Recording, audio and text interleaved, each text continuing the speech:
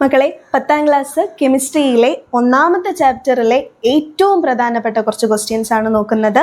ഒന്നാമത്തെ ചോദ്യം, 7ാം പീരീഡിന്റെ ഭാഗമായ എഫ് ബ്ലോക്ക് മൂലകങ്ങളെ ഡാഷ് എന്ന് വിളിക്കുന്നു. ഓപ്ഷൻസ് തന്നിട്ടുണ്ട്. സംക്രമണ മൂലകങ്ങൾ, ലാന്തനോയിഡുകൾ, ഹാലോജനുകൾ, ആക്റ്റിനോയിഡുകൾ. നമുക്കറിയാം എഫ് ബ്ലോക്ക് മൂലകങ്ങൾ എന്ന് പറഞ്ഞാൽ പീരിയോഡിക് ടേബിളിൻ്റെ താഴെ 2 പീരീഡിലായിട്ട് കൊടുത്തിട്ടുള്ളതാണ്. 6ാമത്തെ പീരീഡിലും ഉണ്ടായിരിക്കും, 7ാമത്തെ പീരീഡിലും ഉണ്ടായിരിക്കും. 6ാമത്തെ പീരീഡിലുള്ളത് ലാന്തനോയിഡുകളാണ്, 7ാമത്തെ പീരീഡിലുള്ളതോ ആക്റ്റിനോയിഡുകളാണ്. 7ാമത്തെ പീരീഡിലുള്ളത് ആക്റ്റിനോയിഡുകളാണ്. രണ്ടാമത്തെ ചോദ്യത്തിലേക്ക് പോവാണ്. ഒരു മൂലകത്തിൻ്റെ ആറ്റോമിക നമ്പർ 19 ആണ്. മൂലകത്തിൻ്റെ സബ്ഷെൽ ഇലക്ട്രോൺ വിന്യാസം എഴുതുക. സബ്ഷെൽ ഇലക്ട്രോൺ വിന്യാസം എഴുതുന്ന സമയത്ത് 19 ആണെങ്കിൽ 1s2, 2s2, 2p6, 3s2, 3p6. ഇപ്പം ആകെ എത്ര ഇലക്ട്രോൺ ആയി? 18 ഇലക്ട്രോൺ ആയി. ഇനി ആകെ ഒരു ഇലക്ട്രോണേ ഉള്ളൂ. 3p കഴിഞ്ഞാൽ അടുത്ത സബ്ഷെൽ ഏതാണ്? 3d ആണ് ശരിക്കും. പക്ഷേ 3dയേക്കാളും എനർജി കുറഞ്ഞ ഒരാളുണ്ട്. ആരാണ്? 4s ആണ്. 4sൽ ഇലക്ട്രോൺ നിറഞ്ഞിട്ട് ഏതിലേക്ക് വരുള്ളൂ? 3dയിലേക്ക് വരുള്ളൂ. അപ്പം സബ്ഷെൽ ഇലക്ട്രോൺ വിന്യാസം എങ്ങനെയായിരിക്കും?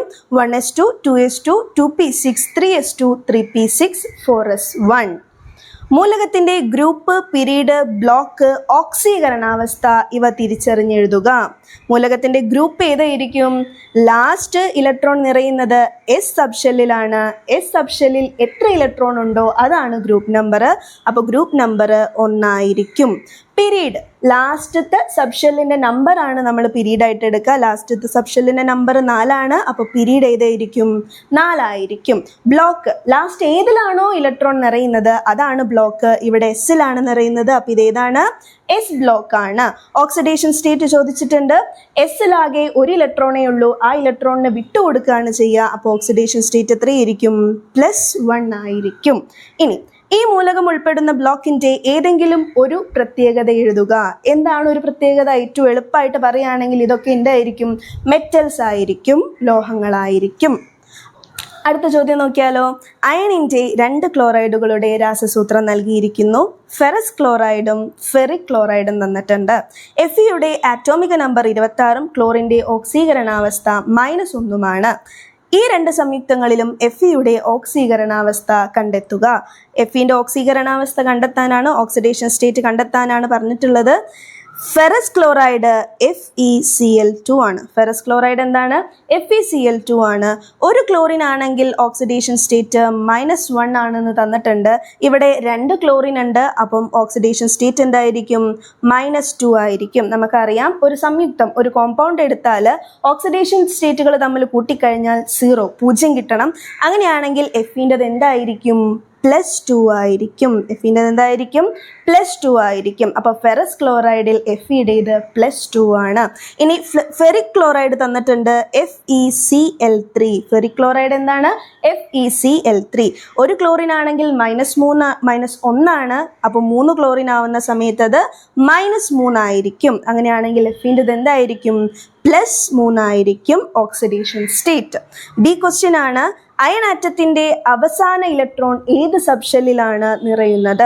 നമുക്കറിയാം അയണിൻ്റെ ആറ്റോമിക് നമ്പർ തന്നിട്ടുണ്ട്. 26 ആണ്. സബ്ഷെൽ ഇലക്ട്രോൺ വിന്യാസം എഴുതുന്ന സമയത്ത് 1s2, 2s2, 2p6 10 ഇലക്ട്രോൺ ആയി.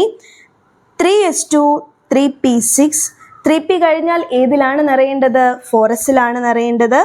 4s2 കഴിഞ്ഞിട്ട് 3dയിൽ നിറയുന്നു, 3d6. അപ്പോൾ ഏറ്റവും അവസാനം നിറയുന്നത് ഏതിലാണ്?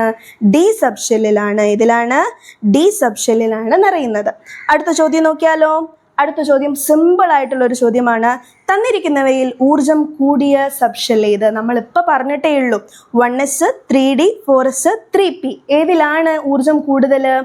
നമ്മൾ സാധാരണ വിചാരിക്കുമ്പോൾ ഏത് വരും? 4s ആണെന്ന് വിചാരിക്കും. കാരണം അതാണല്ലോ ലാസ്റ്റിലേക്ക് വരുന്നത്. പക്ഷേങ്കിൽ 4sനേക്കാളും ഊർജം കൂടുതൽ ആർക്കാണ്?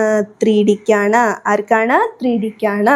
അപ്പോൾ 4sൽ നിറഞ്ഞിട്ടേ ഏതിൽ നിറയുള്ളൂ? 3dയിൽ നിറയുള്ളൂ. 3d ആണ് നമ്മുടെ ആൻസർ. അടുത്ത ചോദ്യം, സാധാരണയായി രാസപ്രവർത്തനത്തിൽ ഏർപ്പെടുമ്പോൾ ഒന്നാം ഗ്രൂപ്പ് മൂലകങ്ങൾ എത്ര ഇലക്ട്രോണുകളെ വിട്ടുകൊടുക്കും? നമുക്കറിയാം, ഒന്നാമത്തെ ഗ്രൂപ്പ് മൂലകങ്ങളാണെങ്കിൽ ലാസ്റ്റ് എത്ര ഇലക്ട്രോണാണ് ഉണ്ടാവുക? ഒരൊറ്റ ഇലക്ട്രോണാണ് ഉണ്ടാവുക. ആ ഇലക്ട്രോണിന് അവരെന്ത് ചെയ്യും? വിട്ടുകൊടുക്കും. അപ്പോൾ ഒരു ഇലക്ട്രോണിനെയാണ് അവരെന്ത് ചെയ്യുക? വിട്ടുകൊടുക്കുക. അടുത്ത ചോദ്യം, എഫ് സബ്ഷെല്ലിൽ ഉൾക്കൊള്ളാവുന്ന പരമാവധി ഇലക്ട്രോണുകളുടെ എണ്ണം. ഓപ്ഷൻസ് തന്നിട്ടുണ്ട്: 2, 6, 10, 14. എസിലാണെങ്കിൽ എത്ര ഇലക്ട്രോൺ കൊള്ളും? 2 ഇലക്ട്രോൺ കൊള്ളും. പിയിലാണെങ്കിലോ 6 ഇലക്ട്രോൺ കൊള്ളും. ഡിയിലാണെങ്കിൽ 10 ഇലക്ട്രോൺ കൊള്ളും. എഫിലാണെങ്കിലോ 14 ഇലക്ട്രോൺ കൊള്ളും. എഫിലാണെങ്കിൽ എത്ര ഇലക്ട്രോൺ കൊള്ളും? 14 ഇലക്ട്രോൺ കൊള്ളും. അപ്പം 14 ആണ് ആൻസർ. അടുത്ത ചോദ്യത്തിലേക്ക് പോവാണ്. ചുവടെ നൽകിയിരിക്കുന്നവയിൽ സാധ്യമല്ലാത്ത സബ്ഷെൽ ഏത്?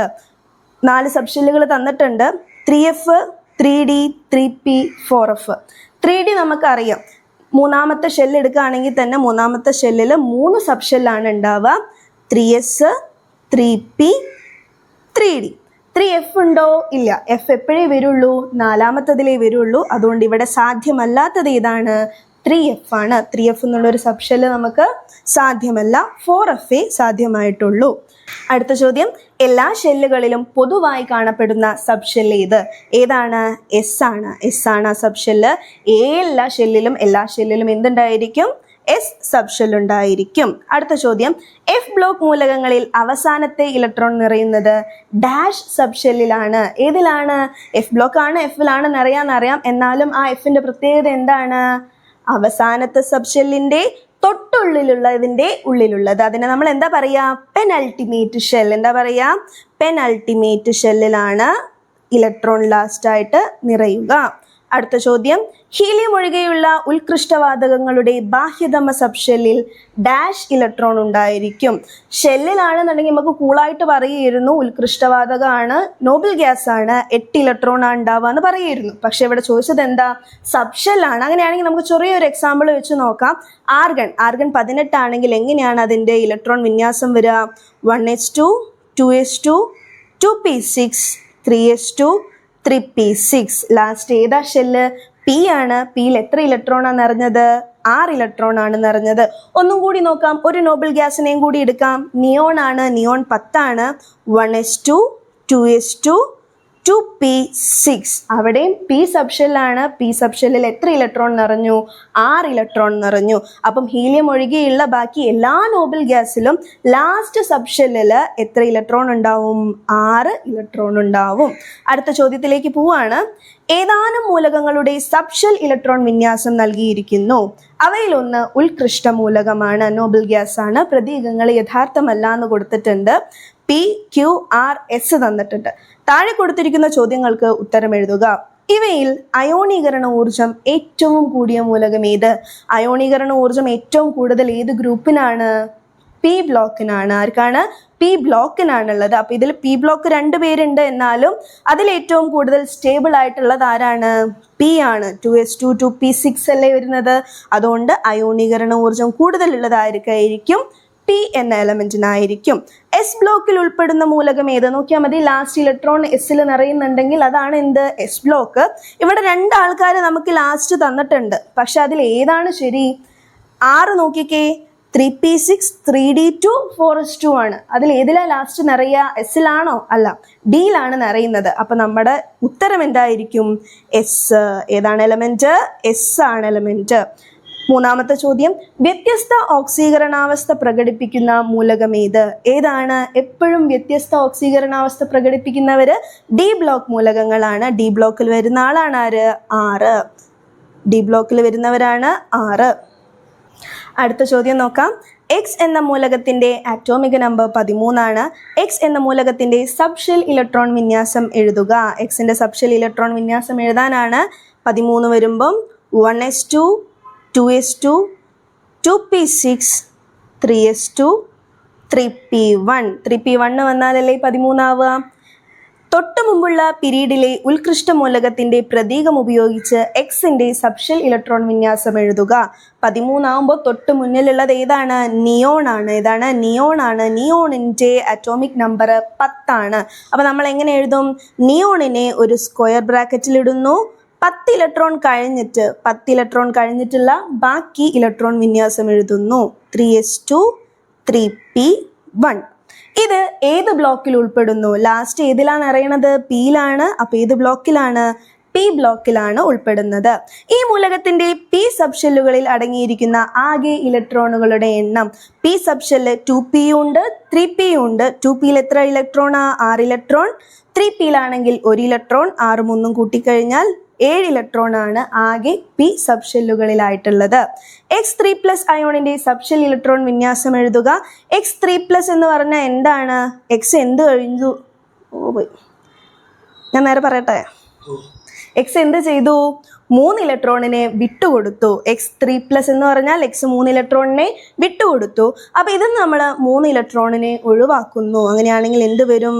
1s2, 2s2, 2p6. അടുത്ത ചോദ്യത്തിലേക്കാണ് പോകുന്നത്. ചുവടെ നൽകിയിരിക്കുന്ന സബ്ഷെൽ ഇലക്ട്രോൺ വിന്യാസത്തിൽ ക്രോമിയത്തിന്റെ ശരിയായ ഇലക്ട്രോൺ വിന്യാസം തിരഞ്ഞെടുത്തെഴുതുക. ക്രോമിയത്തിന്റെ ആറ്റോമിക് നമ്പർ 24 ആണ്. ക്രോമിയത്തിന്റെ ഇലക്ട്രോൺ വിന്യാസത്തിന് ചെറിയൊരു പ്രത്യേകതയുണ്ട്. എന്താണ്? 3d4 4s2 ആണോ ലാസ്റ്റ് വരിക? അതോ 3d5 4s1 ആണോ ലാസ്റ്റ് വരിക? 3d5 4s1 ആണ് ലാസ്റ്റ് വരിക. കാരണം എന്താണ്? ഒന്നെങ്കിൽ പകുതി നിറഞ്ഞത് ഹാഫ് ഫിൽഡ്, അല്ലെങ്കിലോ മുഴുവൻ നിറഞ്ഞ കോൺഫിഗറേഷൻ ആണ് ഏറ്റവും സ്റ്റേബിൾ ആയിട്ടുള്ളത്. അങ്ങനെയാണെങ്കിൽ 3D നോക്കിക്കേ. 3Dയിലാകെ 10 ഇലക്ട്രോൺ കൊള്ളും. 5 ആകുമ്പോൾ അത് എന്തായി? ഹാഫ് ഫിൽഡ് ആയില്ലേ? 4sലോ 2 ഇലക്ട്രോൺ കൊള്ളും. 1 ആണെങ്കിൽ ഹാഫ് ആയി. അപ്പോൾ ഇവിടെ ഹാഫ് ഫിൽഡ് കോൺഫിഗറേഷൻ ആണ് കൂടുതൽ സ്റ്റേബിൾ ആയിട്ടുള്ളത്. അടുത്ത ചോദ്യം, ഡി ബ്ലോക്ക് മൂലകങ്ങളുടെ പ്രത്യേകതകൾ സൂചിപ്പിക്കുന്ന പ്രസ്താവനകൾ തിരഞ്ഞെടുക്കുക. ഉയർന്ന അയോണീകരണ ഊർജം കാണിക്കുന്നു. ആണോ? അത് ഡി ബ്ലോക്ക് ആണോ? അത് പി ബ്ലോക്ക് ആണ്.